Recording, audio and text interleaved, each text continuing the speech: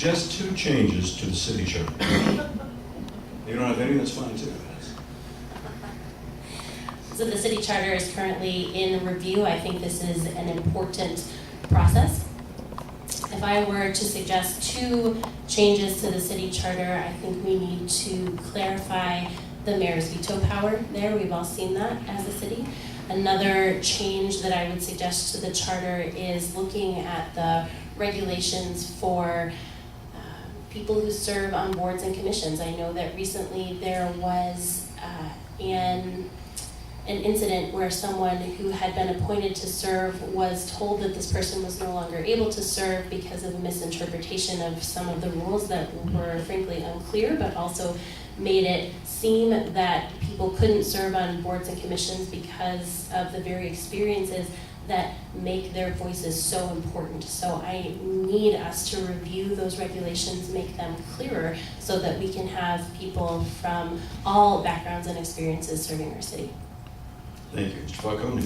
I think what gained the most notoriety in our city over the last year or so was exactly the mayor, does he have the right to veto, yes or no? And that was something that came back to a charter challenge. I think that is what is so great about having a charter review commission that is currently meeting as we head towards this charter review and this opportunity to add changes and maybe fine tune some things in the charter. We have quite a few individuals that are very knowledgeable in this regard and are able to clear that up. So I think, yes, the mayor's veto is what has been the most well known among the community and is very pressing. But I also look to, on a larger scale, on a more overarching scale, when it comes to our charter, we do have several locations of various language. For instance, the use of the word shall in some regards has been used by different parties to mean different things. So maybe it would be something as simple as clarifying what does the word shall mean in this charter, or various language that may be somewhat ambiguous to various people as they're reading it. So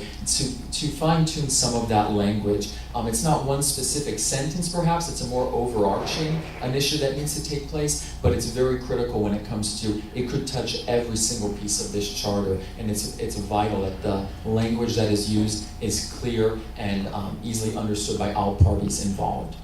Thank you, Mr. Falcone. Mr. Gardner, two changes to the charter, do you have? Yeah, two things.